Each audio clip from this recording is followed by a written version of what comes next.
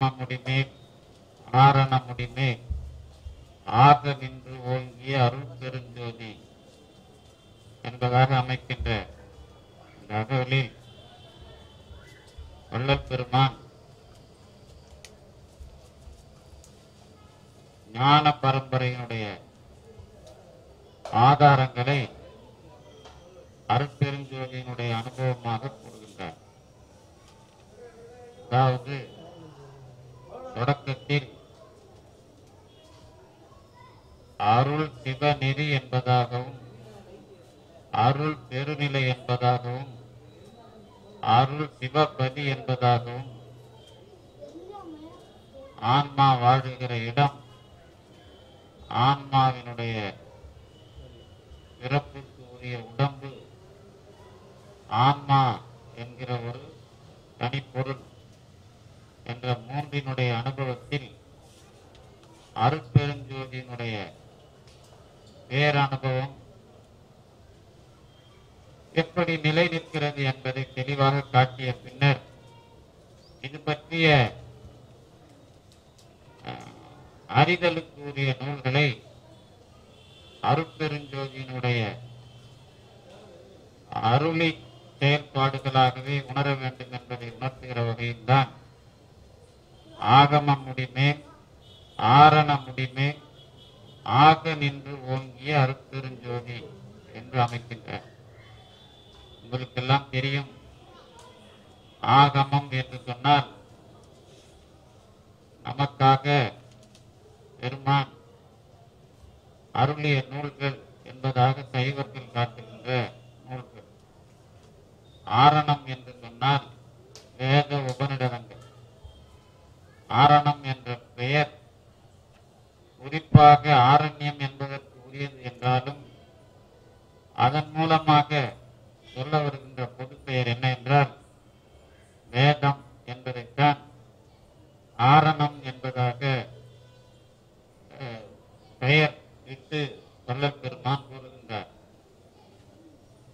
ஆகமம் என்பதை முதலிலே வைத்து பிறகு ஆரணம் என்பதை வைக்கின்றார்.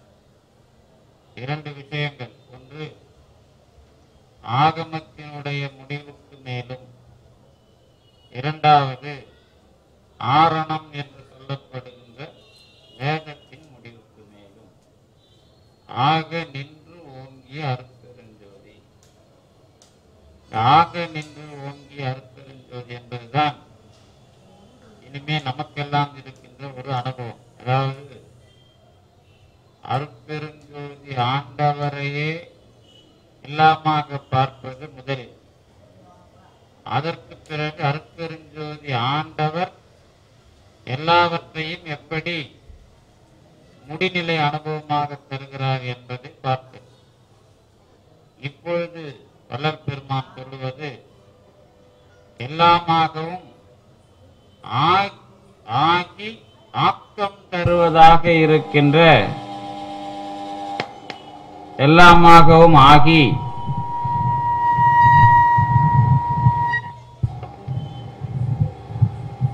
ஆக்கம் தருவதாக இருக்கின்ற,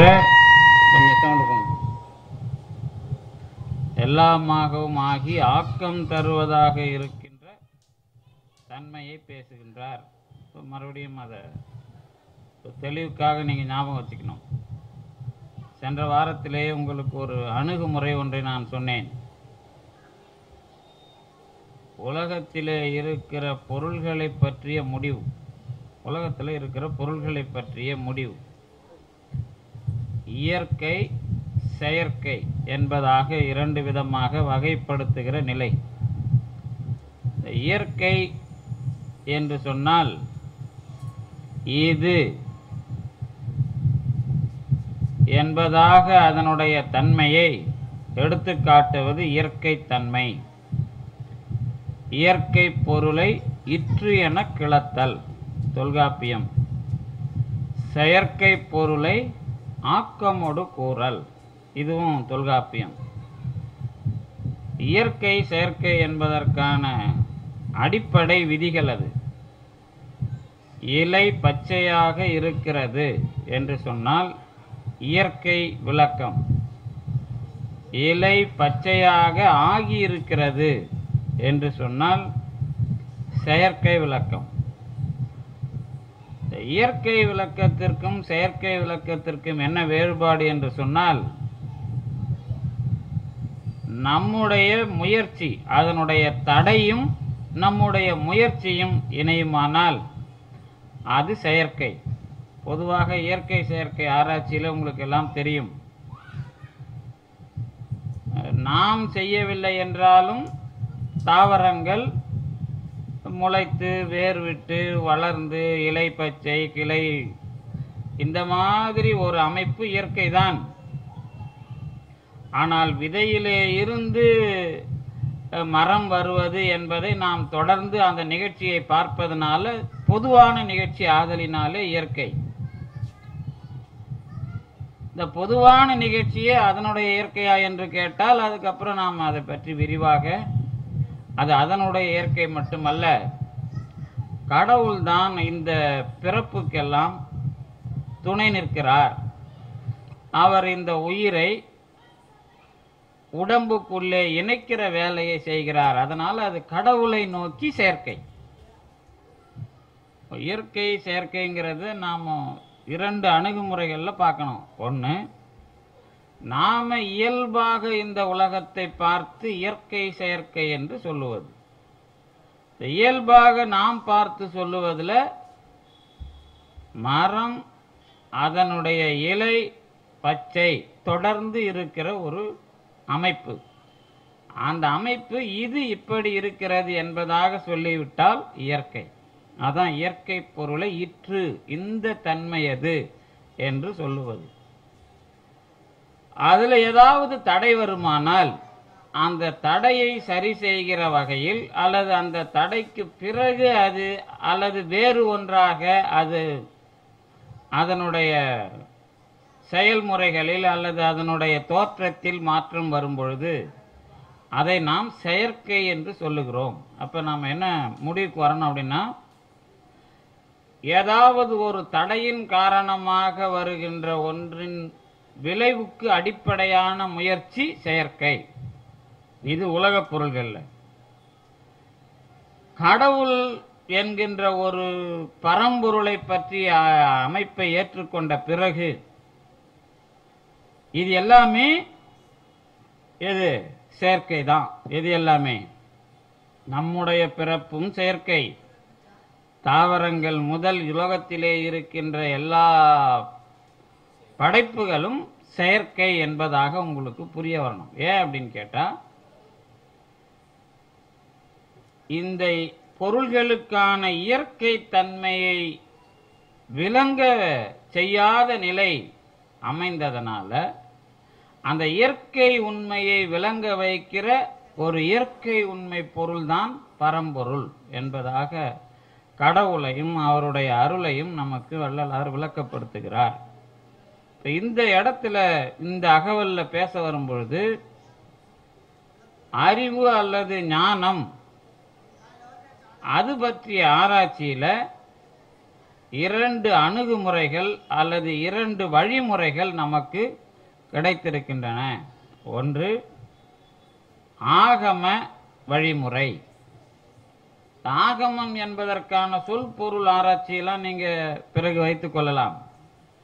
அடிப்படை என்ன அப்படின்னா, ஆகம முடி அப்படின்னா ஆகமத்தின் முடிவிலே இருப்பவனும் அதற்கு மேலாக இருப்பவனும் ஆகிய பரம்பொருள். உங்களுக்கு ஆகமத்தினுடைய முடிவை பற்றிய விஷயம்லாம் தெரியும். சைவ சித்தாந்தம், அதனுடைய தலைமை நூலான சிவஞான போதம், அது வந்த வரலாறுல நந்தி தேவரினுடைய ஐயத்தை தீர்ப்பதற்குத்தான் சிவஞான போதம் சொல்லப்பட்டது. வரலாறு உங்களுக்கு தெரியும்.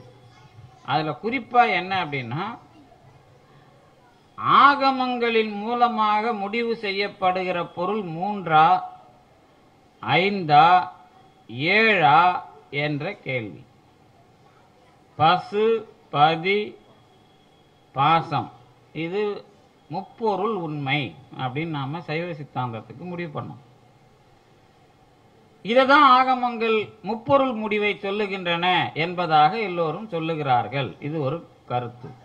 இரண்டாவது, இந்த பாசம் என்பதை ஆணவம், கண்மம், மாயை என்ற மூன்றாக விரித்து அதனோடு கூட பதி, பசு இந்த மாதிரி சொன்னால் 5 பொருள் முடிவு என்பதாக ஆகமத்தின் மூலமாக வருகிறது. இதிலுடைய இருக்கிற ஐயத்தை தீர்த்து 3ஆ 5ஆ 7ஆ, மாயை என்று வரும்பொழுது 2, இறைவன் என்று வரும்பொழுது இறைவன் அருள், இறைவனும் அருளும், அதற்கு பிறகு ஆன்மாவும், அதற்கு பிறகு சுத்தமாயை, அசுத்தமாயை, அப்புறம் ஆணவம், கர்மம், இப்படி 7. அப்ப 3 பொருள்கள் முடிவைத்தான் ஆகமங்கள் சொல்லுகின்றனவா, 5 பொருள்கள் முடிவை ஆகமங்கள் சொல்லுகின்றனவா, 7 பொருள்கள் முடிவை ஆகமங்கள் சொல்லுகின்றனவா, தெளிவாக எங்களுக்கு நீங்கள் முடிவு கட்டி தர வேண்டும் என்று நந்தி தேவர் சிவபெருமானிடம் ஐயம் கேட்டதனால் அவர் விளக்கம் அளித்தது சிவஞான போதம் என்பது சிவஞான போதம் வந்த வரலாற்றுக்கு சொல்லப்படுகிற செய்தி. இதுல ஆகம முடிவு என்பதை தெளிவுபடுத்த வேண்டும் என்ற நிலைப்பாடு வந்ததனாலதான் சிவஞான போதம் வந்ததுன்னு உங்களுக்கு தெரியும். இது ஒரு முறை.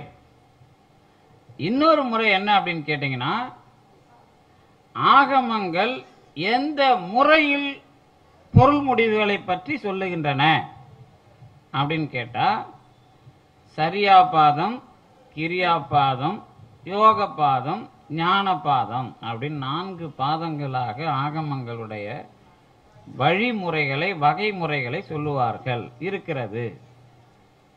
சரியை, கிரியை, யோகம், ஞானம், இந்த 4 முறைதான் ஆகமங்கள்ல சொல்லப்படுகிற வகைமுறைகள்.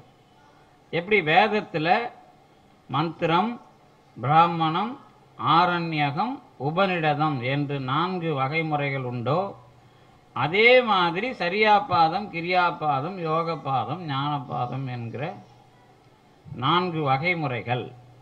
இதுல இந்த சரியை, கிரியை, யோகம், ஞானம் நம்ம தெளிவா இதை அனுபவிக்கிறதுக்கு அல்லது இதுக்குள்ள கடவுளை தெரிந்து கொள்ளுவதற்கு அமைத்த உபாயம்தான் திருக்கோயில் வழிபாடு. இந்த ஆகமங்களின் மூலமாகத்தான் அல்லது ஆகமங்களுக்கு துணையாயுள்ள பத்ததிகள் முதலான நூல்களால் தான் திருக்கோயில் வழிபாடு விரிவாக பேசப்படுகிறது. இன்னொன்று, ஆகமங்கள், அதை ஒட்டிய நூல்கள், இவைகள் தான் திருக்கோயிலை கட்டுவதற்கும் துணை செய்கின்றன. இதெல்லாம் நமக்கு தெரிந்த வரலாறு. என்ன இதனுடைய அடிப்படை கருத்து என்று கேட்டால், ஆகமங்கள் திருக்கோயில் கட்டுவது தொடங்கி, அதனை வழிபடுகிற முறைகள் தொடங்கி, கடவுளை அதன் மூலமாக எப்படி நாம் தெரிந்து கொள்ளுகிறோம் என்பதை விளக்குகின்ற ஒரு பொதுமுறை. இந்த முறையை நாம வேதத்தினுடைய விவரத்துக்குள்ளேயோ அல்லது வேதம் சார்ந்த வகைமுறைகளுக்குள்ளேயோ பார்க்க முடியாது. அதனால இந்த தத்துவம் பேசும்போது என்ன பண்றாங்க அப்படின்னா, வேத மரபில் உபநிடதம் வரை ஏற்றுக்கொண்டு கடவுள் பற்றிய உண்மையை சொல்லுவதற்கான அறிவு ஆராய்ச்சி விளக்கங்கள் எல்லாம் வேதாந்தம் என்ற ஒரு முடிவுக்கு அடையாளப்படுத்தப்பட்டது. திருக்கோயிலை ஏற்றுக்கொண்டு வழிபாடு, இதன் மூலமாக கடவுளை அறிதல் என்பதாக கொஞ்சம் விரிவான செயல்முறைகளை ஏற்றுக்கொண்ட சார்பில தத்துவம் ஆகமாந்தம் என்ற பெயரால் அடையாளப்படுத்தப்பட்டது. அதனால சைவ சித்தாந்தத்துக்கெல்லாம் ஆகமாந்தம் என்றே ஒரு பெயர் உண்டு. வேதாந்தம் என்ற பெயரை சிறப்பாக சங்கரருடைய கேவலாத்வைதம், அவரோடு கூட வருகின்ற அல்லது அவரை கடந்து வருகின்ற ராமானுஜர், வல்லபர், நிம்பார்க்கர் வரை அந்த பெயரை பெறுகிறார்கள்.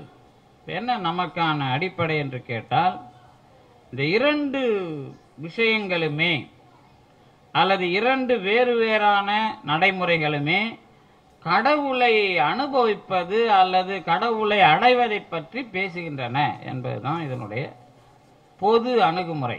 இப்ப நாம என்ன பண்றோம் அப்படின்னு கேட்டீங்கன்னா, திருக்கோயில்கள் எல்லாம் எப்படி கட்டப்படுகின்றது, அது சார்ந்து எப்படி நாம் காலை வழிபாடு மாலை வழிபாடு இந்த மாதிரியான வழிபாட்டுகளுக்குள்ளே இருக்கிற அபிடேகம், அதற்கு பிறகு பூசனை முறை, அப்புறம் மலரிடுதல், எல்லா விதமான அடிப்படைகளையும் இந்த ஆகமத்தின்படி நாங்கள் செய்கிறோம். மகுடாகமத்தின்படி செய்கிறோம், அல்லது காமிக ஆகமத்தின்படி செய்கிறோம், அல்லது கரணாகத்தின்படி செய்கிறோம் என்பதாகலாம் ஒவ்வொரு கோயிலுக்கு ஒரு ஆகமத்தை எடுத்துக்கொள்ளுகிறார்கள். இதெல்லாம் நடைமுறை. இதை தாண்டி நீங்க புரிஞ்சு கொள்ள வேண்டியது என்ன அப்படின்னா, மெய்கண்டார் சிவஞான போதம் எழுதிய பிறகு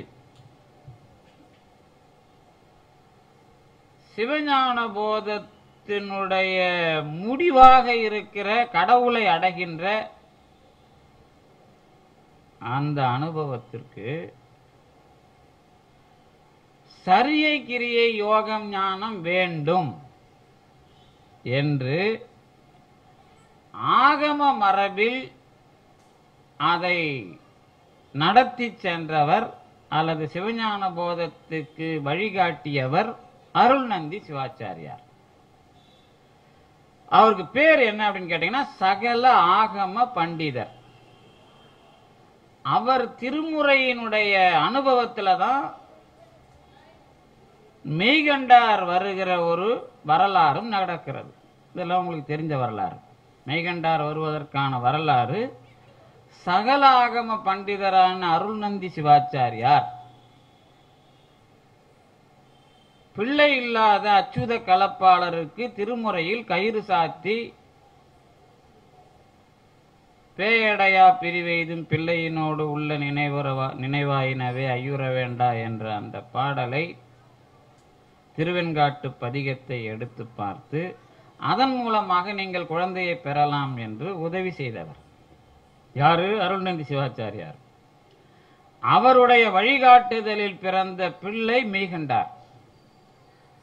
அந்த மெய்கண்டார் சிவஞான போதத்தை பாடிய பிறகு அந்த சிவஞான போதத்தை நீங்கள் எதன் மூலமாக செயல்முறைப்படுத்தி அனுபவிக்கலாம் என்று கேட்டால் ஆகமம்தான் என்பதாக அதனுடைய அந்த நிலைப்பாட்டை ஒரு அதற்கான போக்கினை முதலாக ஆகமத்தின் வழியில் அமைத்து தந்தவர் அருள்நந்தி சிவாச்சாரியார். இதை முதல்ல நீங்க மனத்தில் வைத்துக் கொள்ள வேண்டும். ஏன் இதை சொல்லுகிறேன் என்றால், இதே சிவஞான போதத்தை நீங்கள் ஆகமத்தின் வழியாக மட்டும் பார்ப்பது பொருந்தாது, அதை வேதத்தின் வழியாகவும் பார்க்க வேண்டும் என்று சொன்னவர் உமாபதி சிவாச்சாரியார்.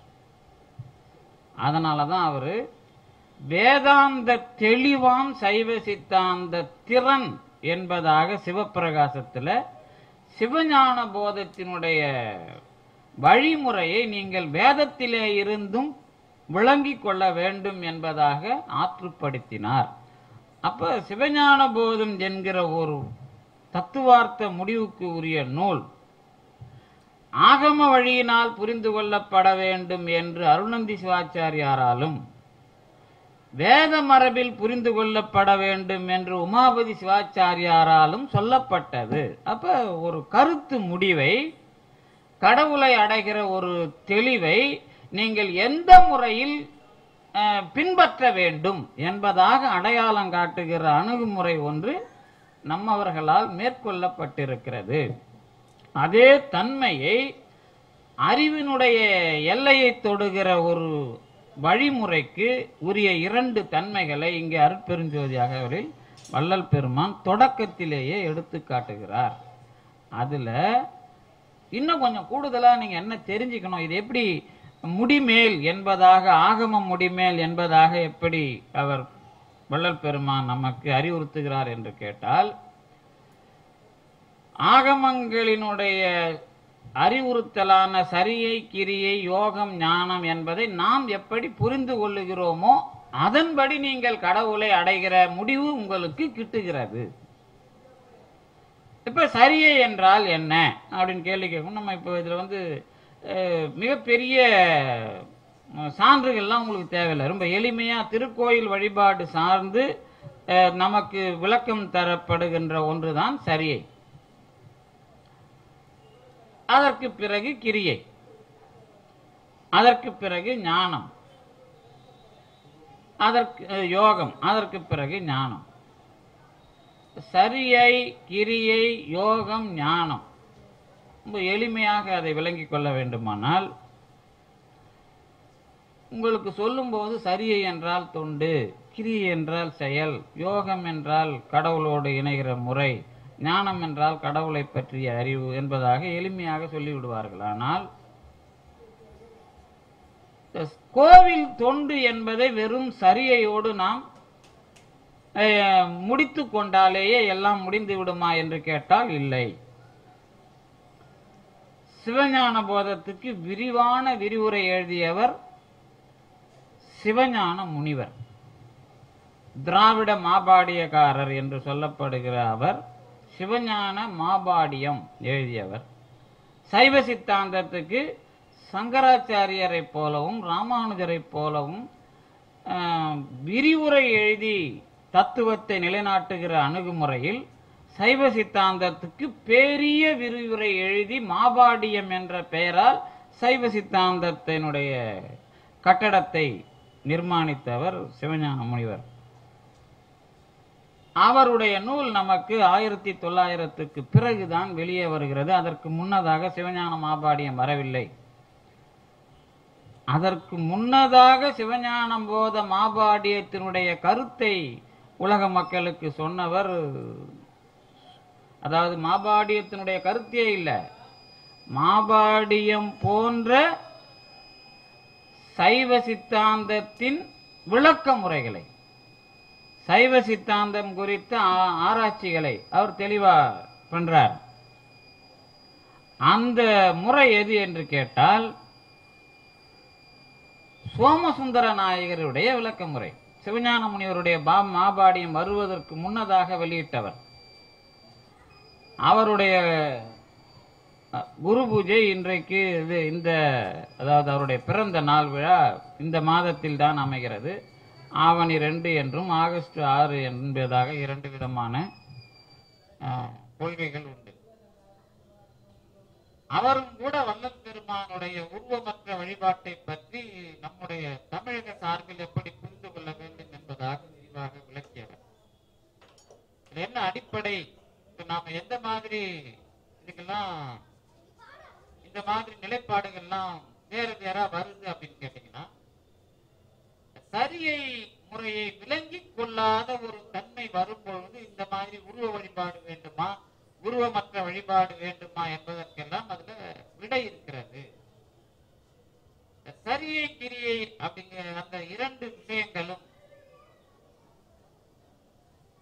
உருவம் சார்ந்த வழிபாட்டுக்கு உரியவை. உருவத்திலே இருந்து கொஞ்சம் மேல்நிலைக்கு செல்லுகிற ஒரு அடிப்படை தான் யோகம். முழுக்க உருவத்தை கடக்கிற ஒரு விஷயத்திற்கு உதவுவது ஞானம். இதுல நீங்க ஏன் இந்த மாதிரி ஒரு அணுகுமுறையை அவங்க வச்சாங்க அப்படிங்கிறது, சரியை கிரியை யோகம் ஞானம் இதுதான் தொடக்கத்திலேயே வள்ளல் பெருமான் கவனமா உங்களுக்கு உலகம் அறிவு சார்ந்து இயங்குகிற முறையை தொடக்கத்திலேயே 2 அடிப்படைகளில் விளக்க முற்படுகிறார். சரியை கிரியை அப்படிங்கிறதுல திருக்கோயில் தொண்டு அப்படிங்கிறத சரியையோடு நாம விளக்கும். கிரியையும் திருக்கோயில் தொண்டுதான்.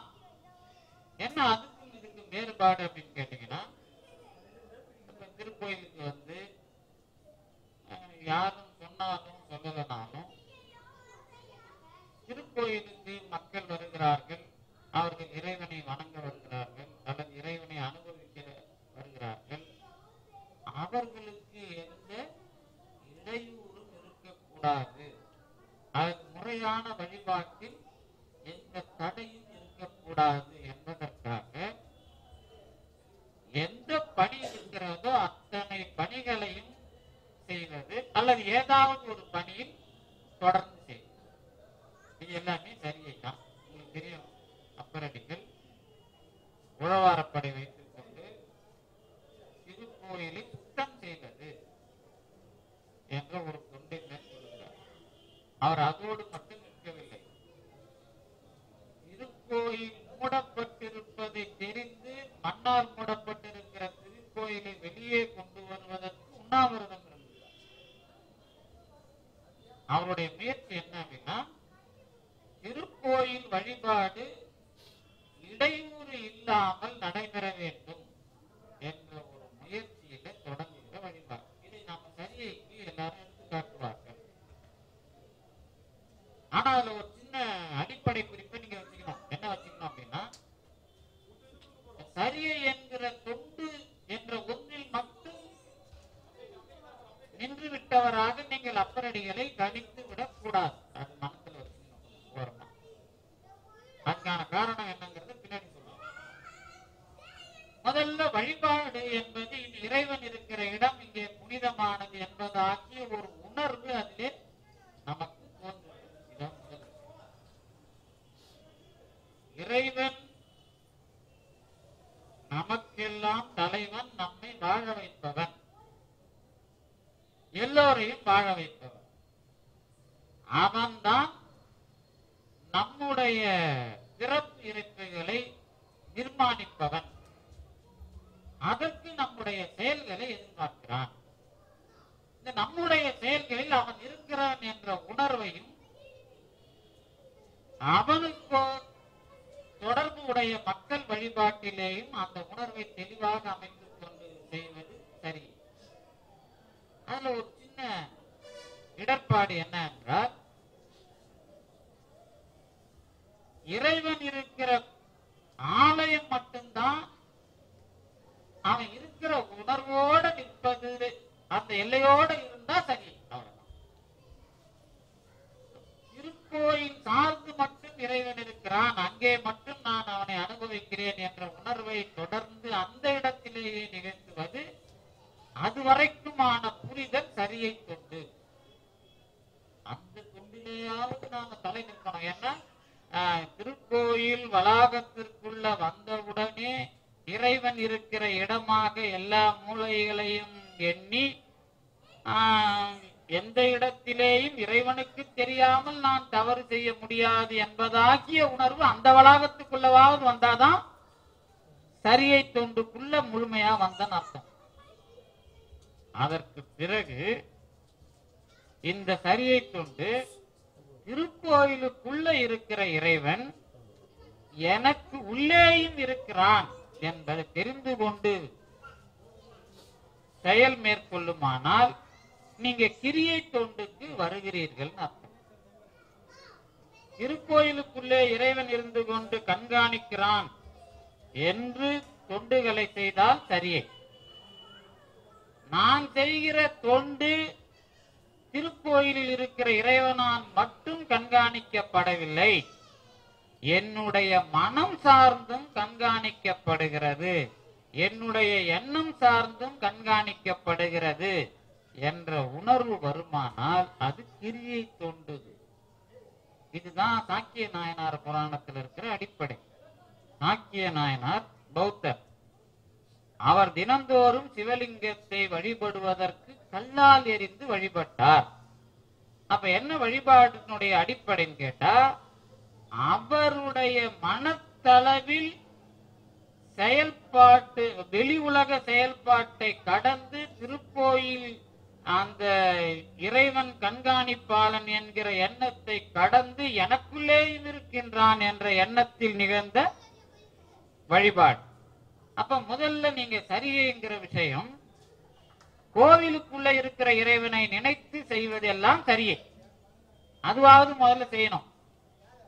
அது செய்ய செய்ய எனக்குள்ளே இருக்கிற இறைவன் தான் அது அந்த முழுமையாக அதை கண்காணிக்கிறான்ங்கிற அனுபவம் தலை தூக்குமானால் இப்ப நீங்க செய்யற அதே திருக்கோயில் தொண்டு கிரியை தொண்டாக கணக்கிடப்படுகிறது.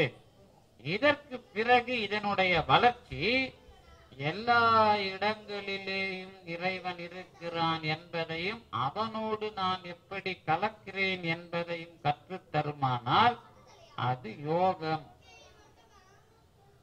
அதற்கு பிறகு இந்த இறைவன் யார், அவனோடு சேர்வது என்றால் என்ன, அவனை எப்படி கலக்கிறோம் என்பதாகிய எல்லா விதமான தெளிவும் வருமானால் அது ஞானம்.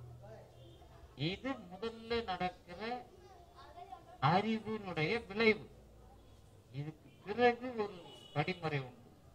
இந்த இறைவன் எல்லா இடங்களிலேயும் இருக்கிற இறைவன், அவனை இந்த பிறப்பில் நான் அடைய வேண்டும், எப்படி அடைய வேண்டும், அவன் எப்படிப்பட்டவன் என்பதையெல்லாம் தெரிந்து கொண்ட ஞானத்திற்கு பிறகு அதை நோக்கி செய்வது ஞானத்தில் சரியை. அதுக்கு பிறகு அதிலே இருந்து மேலே ஏறுவது ஞானத்தில் கிரியை, அதிலே இருந்து மேலே ஏறுவது ஞானத்தில் யோகம், அதிலே இருந்து மேலே ஏறுவது ஞானத்தில் ஞானம். இந்த ஞானத்தில் ஞானம் என்பதாக நம்மை நாம் கொண்டு சேர்ப்பதற்கு நம்முடைய செயல்களோடு இறைவன் நம்மை கண்காணிக்கிறான். இதுல ஞானம், சரியை, கிரியை, யோகம், ஞானம் என்ற நான்கோடு எல்லாவற்றையும் பேசி தத்துவ அனுபவத்தை இந்த சைவ சித்தாந்தம் நிலைநாட்டி அதற்கு மேலும் ஞானத்தில் சரியை போன்றவைகளை பேசினாலும் அதை தெளிவாக சொல்லவில்லை என்ற கருத்தில் தான் வள்ளல் பெருமான் ஞான சரியை என்றே நூலிட்டு நமக்கு இறுதியாக பாடல்களை தருகிறார். வெறும் சரியை பாடல்கள் என்பதாக இல்லாமல் ஞான சரியை பாடல்கள் என்பதாகவே நமக்கு தருவார். நீங்க அதுக்கு வந்தா நாம ஞானத்தில் ஞானம்லாம் நாம சொல்றதில்லை. வெளிக்கு உள் வெளி கடந்து சும்மா இருக்கிற சுகத்துக்கு அது நம்மை கொண்டு செலுத்தும் என்பதுதான் ஞானத்தில் ஞானம்.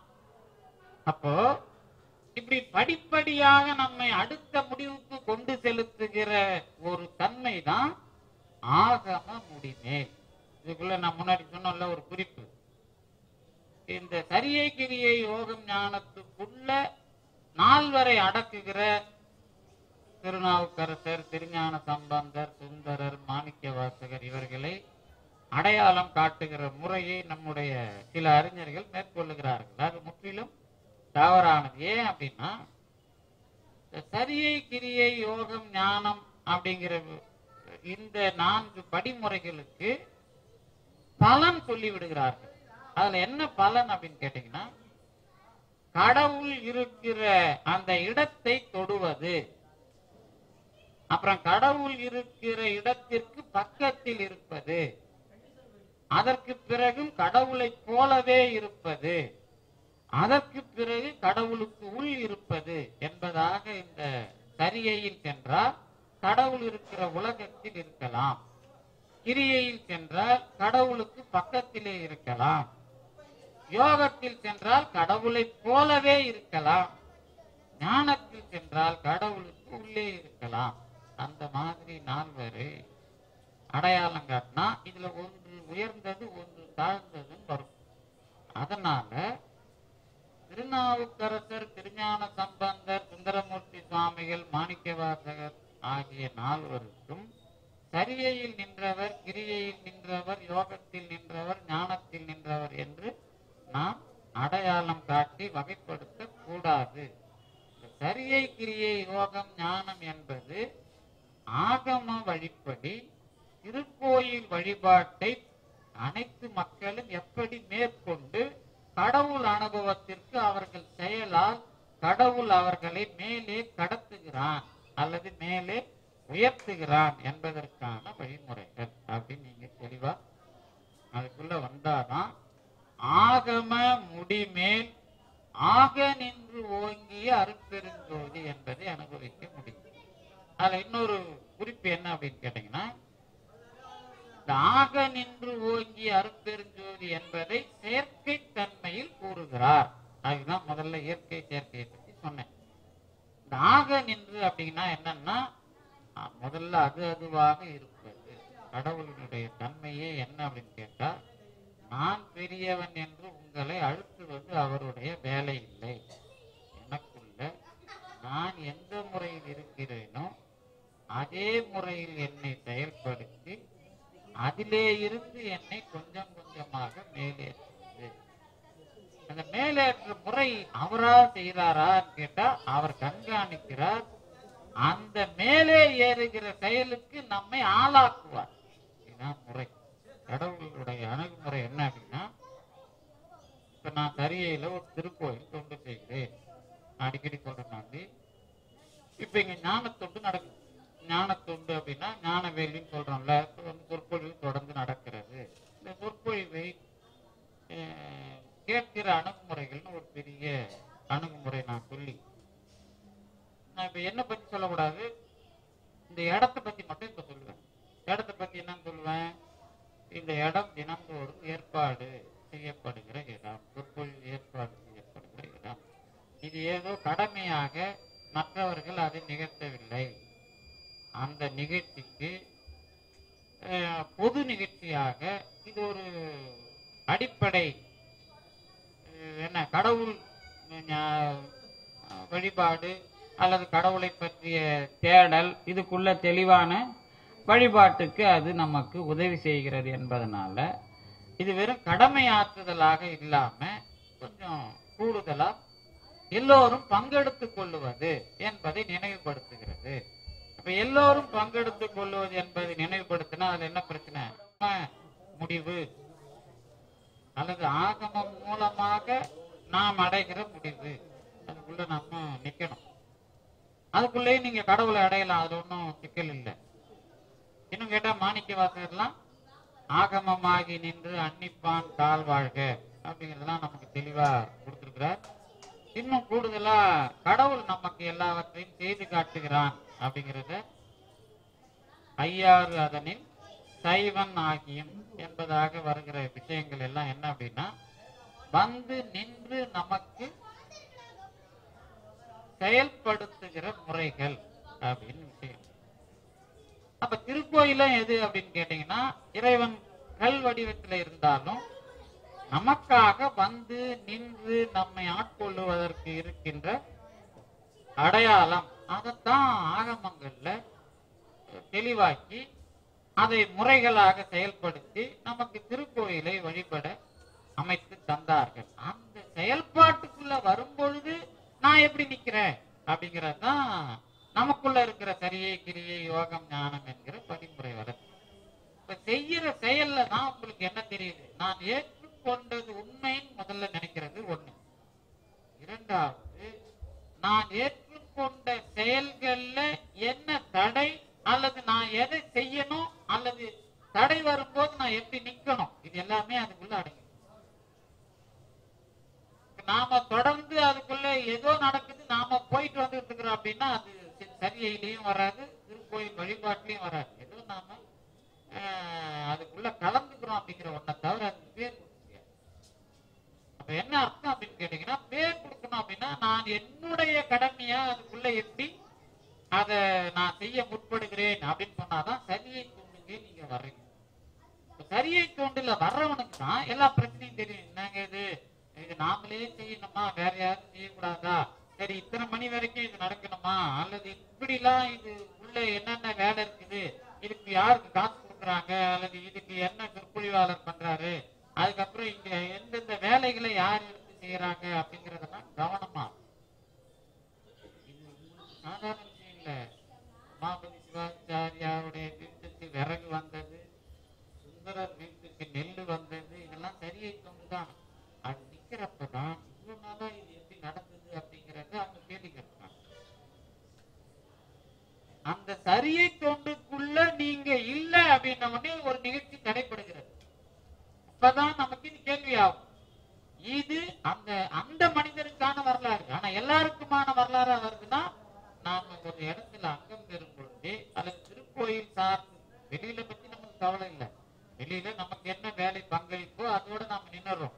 ஆனா திருக்கோயில் என்று வருகின்ற பொழுது என்னுடைய விஷயமாகவும் எல்லோருக்குமான விஷயமாகவும் நடைபெறுகின்ற இதில் என்னுடைய பங்களிப்பு என்ன, அல்லது இந்த இந்த திருக்கோயில் வழிபாட்டில் நான் எந்த உண்மையை பின்பற்றுகிறேன்?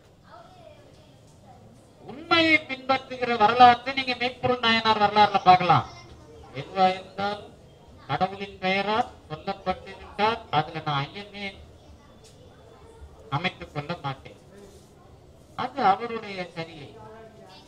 அதுக்குள்ள கடவுள் வந்துட்டா கிரியை. அதுக்குள்ள எந்த இடத்திலேயும் பிழை இல்லாம இருந்தா யோகம். அதுக்குள்ள தெளிவாக முடிவை அடைந்து விட்டால் அதுல ஞானம். ஒவ்வொன்றுக்குள்ளேயும் நான் ஈடுபடும் பொழுது அதிலே தடை வருகிற காலத்தில் எப்படி நான் அதை முட்டுப்படாமல் செய்கிறேன். இப்ப திருஞான சம்பந்தர் முட்டுப்படாம செய்கிறார், திருநாவுக்கரசர் முட்டுப்படாம செய்கிறார். அந்த வரலாற்றுக்குள்ள நீங்க பாத்தீங்கன்னா தெரியும். திருநாவுக்கரசர் அவருக்கு முட்டு எப்படி வருகிறதுன்னா, இவரை தொண்டுல பணத்தை கொடுத்து பார்ப்போம், அதாவது நவரத்தினங்களை அந்த தொண்டுல காட்டி கொடுக்கிறது, அப்புறம் பெண்களை காட்டி இது மாதிரி எல்லாம் வந்த வரலாறு எல்லாம் நீங்க பாத்தீங்கன்னா, சங்கிய தொண்டில் இவர் எந்த அளவுக்கு கிரியை தொண்டாக மாற்றி இருக்கிறார். வெறும் சரியை தொண்டு இல்ல, செய்கிற சரியை தொண்டு எப்படி கிரியை தொண்டாக மாறி இருக்கிறது, அது எப்படி யோக தொண்டாக நிற்கிறது, அதிலே எப்படி கடவுள் ஞானம், அதுதான் அதனுடைய வழக்கம். அப்போ முதல்ல சரியை தொண்டுல பெருமான் இருக்கிறாரா இல்லையான்னா அது அதுவாக இருக்கிறார். திருக்கோயிலுக்கு தினந்தோறும் நான் இரவில் அர்த்தஜாம பூஜையில் கலந்து கொள்ளுவேன். இது ஒரு சரியை தொண்டு தான். இந்த சரியை தொண்டுல கடவுள் அதோடய நிற்கிறார். அதுலயே அவர் சில பேர் அதை தவிர வேற ஒண்ணும் வேணாம் நினைக்கிறாங்க. அது உண்மைதான். அந்த தொண்டுலயே நின்றுட்டாங்கன்னா அது அவங்களுக்குரியதான். அந்த தொண்டுலயே கடவுள் எல்லாத்தையும் கொடுத்துருவாரா அப்படின்றப்ப என்ன பண்ணுவார், அந்த தொண்டினுடைய எல்லையை கடவுள் அடுத்த எல்லைக்கு நகர்த்துவது அப்படிங்கிற வேலையை செய்வார். அப்ப இதுக்கு பேர் தான் படிப்படியாக சமரசப்படுத்தி உங்களை வளர்க்க. சமரசப்படுத்தி வளர்க்கறதுனா என்ன அப்படின்னா, நாம முதல்ல அர்த்தஜாம பூஜைக்கு வந்தோம், அது மட்டும் வேலை இல்லை. சரி, இல்ல எல்லாருக்கும் சாப்பாடு போட்டோம், மகேஸ்வர பூஜை நடத்தணும், இல்ல ஒரு ஆளுக்கு நாம சாப்பாடு வாங்கி கொடுத்தோம், இல்ல ஒரு ஆளுக்கு அன்னதானம் பண்ணோம், ஏதோ ஒரு பேர்ல நாம செய்யற வேலை. இதுக்கு மேல இன்னொன்னு இருக்குது அப்படிங்கறத வளர்க்கும். முதல்ல இதுவாக இருந்த கடவுள் தொண்டு அடுத்த படிக்கு உயரும் பொழுது கடவுள் ஆக நின்று ஓங்குகிறவராக தெரிவார். ஆக நின்று ஓங்குதல்னா அப்படின்னா, முதல்ல நீங்க எதுல கடவுளை நினைக்கிறீங்களோ அதுல நிக்கிறது, அதுக்கு பிறகு ஓங்குவது. அதிலே நின்று ஓங்குவது என்று சொன்னால் அதிலே இருக்கிற உண்மைத்தன்மை.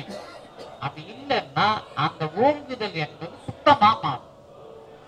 சுத்தமா மாறுறது என்னன்னா, நீங்க செய்யற செயல்பாடுல பிழை இருக்குமானால் அல்லது அதிலே இருந்து மாற மாட்டேன் என்று சொன்னால் உங்களுக்கு பிறவியை முடிவு செய்து அடுத்த பிறவியில் தொடக்கத்திலே இருந்தே கொடுக்க வேண்டிய நிர்பந்தம் கடவுளுக்கு.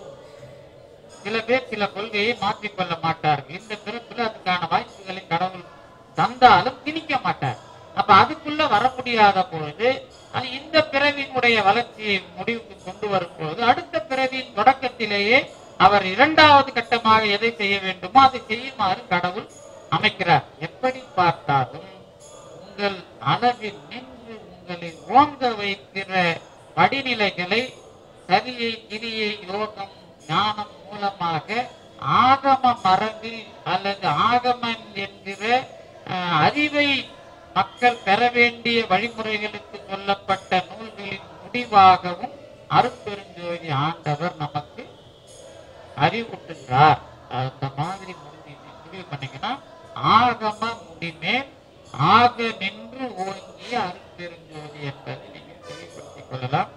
இதனோடு கூட வேதத்தினுடைய முடிமேல் ஆக நின்று ஓங்கிய அருட்பெருஞ்சோதி என்பதை நாம இப்பவும் பார்க்கிற மாதிரி நேரடியாகவே வேதத்தினுடைய விரிவான ஆராய்ச்சியை உபநிடதத்துல முடித்து வைத்திருக்கிறார்கள். அதனுடைய விரிவை நாம் என்ன பண்றோம், அடுத்த வாரத்துல இந்த ஆரண முடிமேல் ஆக நின்று ஓங்கி அருட்பெருஞ்சோதி என்பது எதை குறித்தது என்பதை பற்றி நாம் விரிவாக அடுத்த வாரத்தில் சிந்திக்கலாம் என்பதை சொல்லி